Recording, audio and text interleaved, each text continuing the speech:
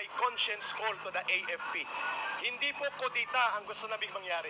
Hindi din po mutiny, kundi ang AFP must abide by their constitutional mandate. At ano po yung nakasaad sa konstitusyon? Article 2, Section 3. The armed forces of the Philippines shall be the protector of the state and the people.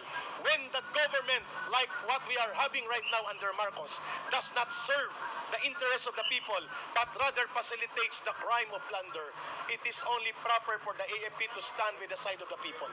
Mapapadali ito lahat kung wala ng AFP sa likod ni Marcos. Pinipirmahan niya ang sindikato na budget na pinapalusot ng kanyang pinsan for the last 3 budget cycles.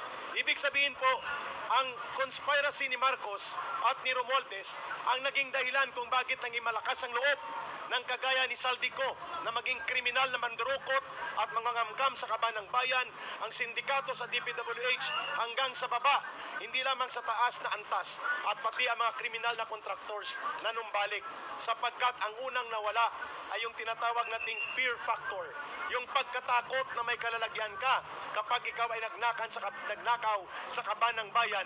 Ang pangalawa, there is no certainty of conviction na makikita ngayon na kahit magnakaw ka, pwede kang tumakas, magtago kagaya ng ginagawa ngayon nila Saldico. Iyan ang ating dahilan kung bakit lahat ng ito mapapanagot natin kung mapapalayas natin si Marcos sa poder at kapangyarihan.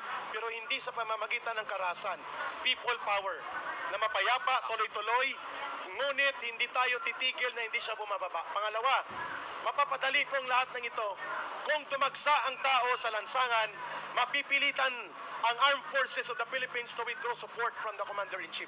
Ito ang pinakamabilis na transisyon. Hindi tayo lalabas doon sa constitutional line of succession.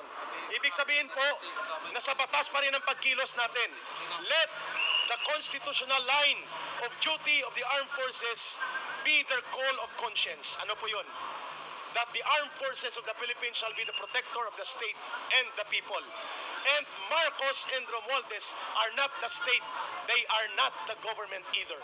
Ibig sabihin po, mapapadali ito lahat kapag nanindigan ang AFP kasama ang PNP to withdraw support from the Commander-in-Chief that will render Marcos inutile, and therefore a transition of power as stated by the Constitution can take place. And